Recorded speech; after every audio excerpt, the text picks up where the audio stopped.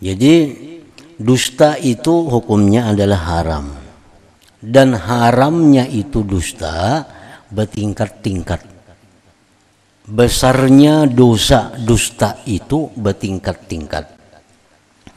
Bila nang kita dustakan itu Allah, maka dosanya paling besar.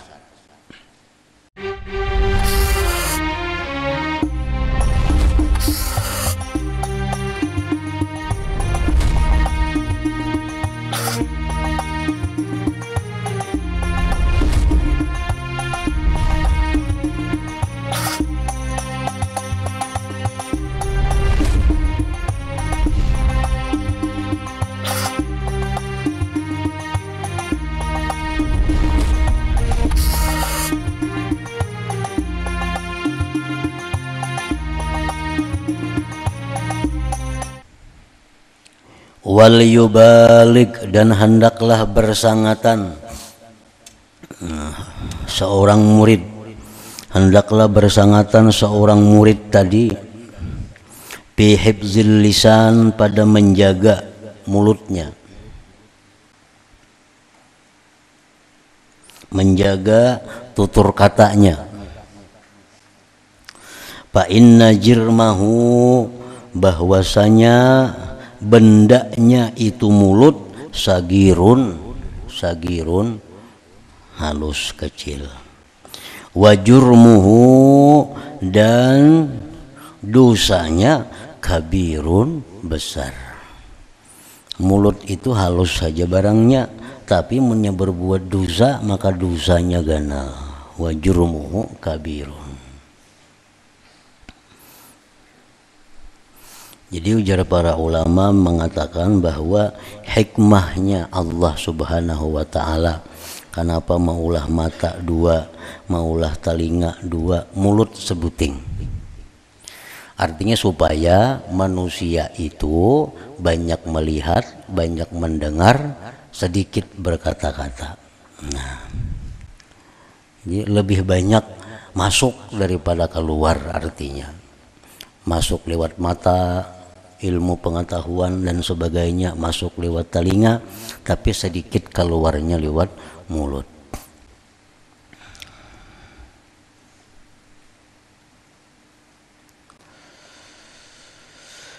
Falyakuffahu anil kazib, maka hendaklah dia mencegah mulutnya, lisannya, pertama daripada dusta.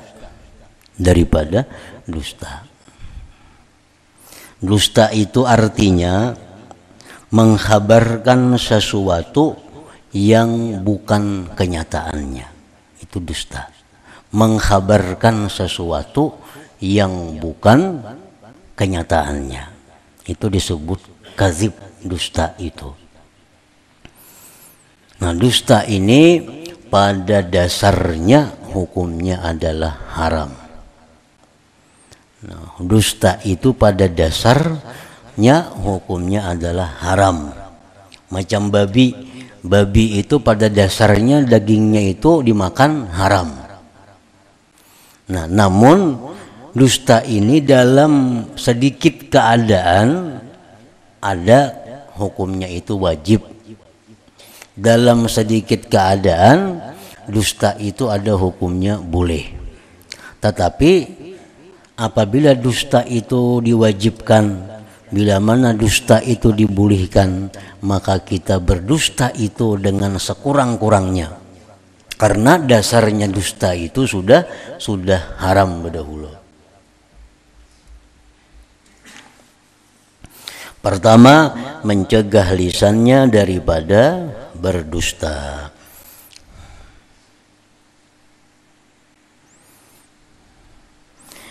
Wal ghibati, dan gibah.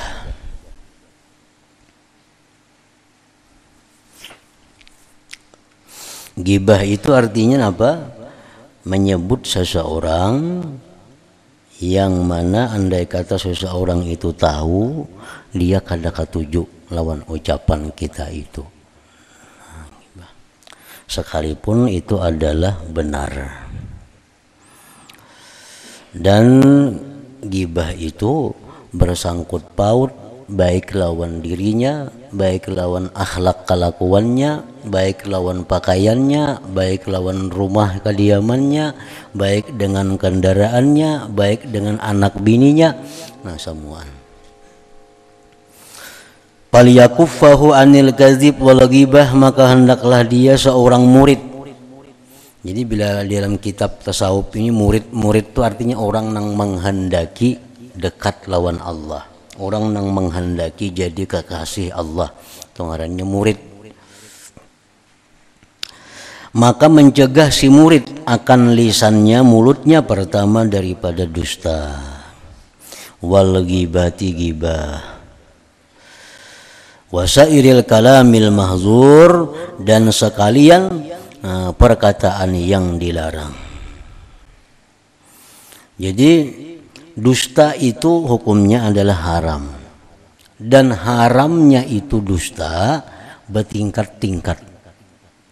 Besarnya dosa dusta itu bertingkat-tingkat. Bila nang kita dustakan itu Allah, maka dosanya paling besar. Contohnya Allah berfirman ini, padahal kadang-kadang itu Tuhan berfirman, nah ini berdusta ngarannya. Nah itu paling besar dosanya. Nah kemudian yang kedua, berdusta atas nama Nabi. Dalam hadis Nabi mengatakan ini, padahal kadang-kadang Nabi kayak itu. Nah ini paling besar dosanya, yang nomor 2. Yang ketiga, dusta merugikan orang lain. Dusta merugikan orang lain, mendustai orang lain jadi rugi.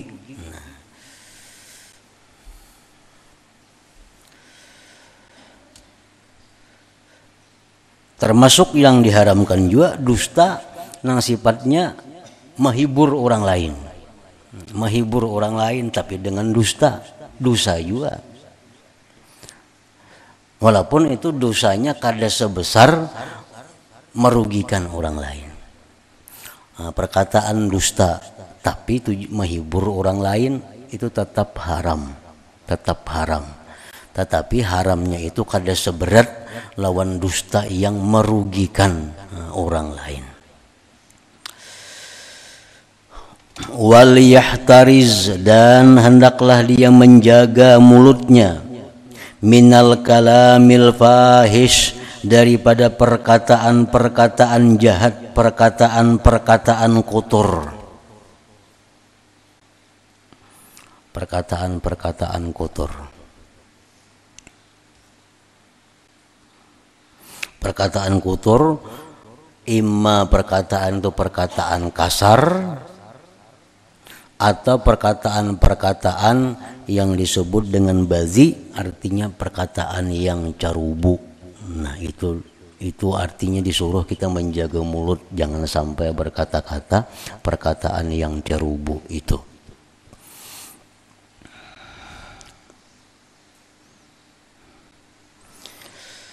Wa minal khawdi fi ma la ya'ni, dan seorang murid itu hendaklah menjaga daripada memperbincangkan pada sesuatu yang tidak bermanfaat akan dia. Nah, seorang murid itu hendaknya menjaga juga mulutnya daripada memperbincangkan hal-hal yang tidak ada memberi manfaat kepadanya. Wa illam yakun muharrama, sekalipun perkataan itu tidak diharamkan. Sekalipun perkataan itu tidak diharamkan. Fa'innahu, karena bahwasanya perkataan-perkataan yang tidak ada manfaatnya itu yuqassil qalba, itu mengakibatkan kerasnya hati. Mengakibatkan kerasnya hati.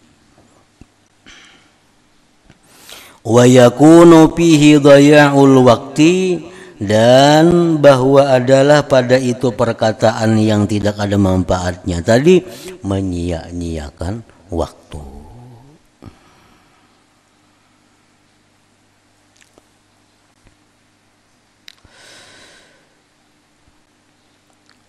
Bal yang bagi lil muridi, bahkan sayugianya semestinya bagi seorang murid, an la yuharrika lisanahu, bahwa dia tidak menggerakkan lisannya, illa kecuali bitilawatin, membaca Quran, au zikrin atau zikir, au nushin li muslimin atau memberikan nasihat bagi orang muslim, au amrin bima'rufin atau menyuruh kebaikan, au nahyin an munkarin atau mencegah dari kemungkaran, au syai'in min hajati dunya atau sesuatu dari hajat keperluan dunianya, allati yasta'inu biha, yang mana dia mendapat pertolongan dengannya itu hajat dunia, ala ukhrahu, atas akhiratnya. Jadi dibolehkan bahwa kita bertutur kata sesuatu yang merupakan kepentingan dunia, tapi yang membawa kita pertolongan kepada akhirat.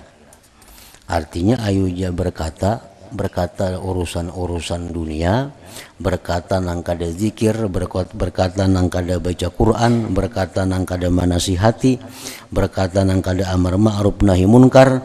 Tetapi kita boleh berkata-kata nang dunia ini hanya sekedar untuk menolong kita atas akhirat. Artinya bersenda gurau, nah bagaya, nah itu dibolehkan di dalam agama. Tapi senda gurau itu hanya sekedar melepas kelelahan kita, dan senda gurau itu pulang kadang mengatakan hal-hal yang dilarang dalam agama, yang hanya tujuannya hanya untuk melapangkan dada, menghibur hati supaya lebih rajin lagi untuk taat kepada Allah, untuk berzikir, membaca Quran dan lain-lainnya.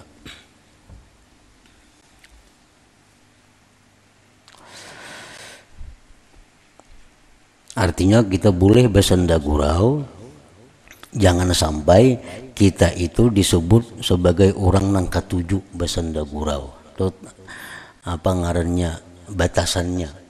Kita boleh bersenda gurau, pertama nang disenda gurau kan itu bujur, benar, kada dusta. Nang kedua, bersenda gurau itu kada mengganggu orang lain. Nang ketiga, bersenda gurau itu jangan melampau batas. Arti melampau batas itu apa? Kita dianggap orang nang suka bersenda gurau. Nah itu kada boleh lagi jadinya. Nabi kita pun dalam beberapa riwayat ada beberapa kali beliau itu bersenda gurau. Tapi senda gurau Nabi jadi pertama benar, nah yang kedua kada melampau batas.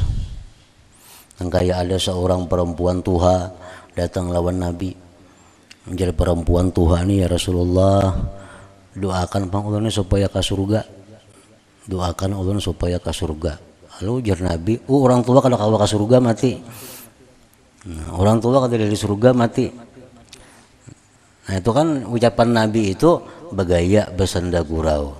Di surga itu manusia kada ada lagi nang tuhanya. Semua umur 33 tahun, laki-laki bini-bini. Jadi mana tuha-tuha di dunia ini andai katanya mati ke surga dianumakan dulu, hanya bisa masuk surga.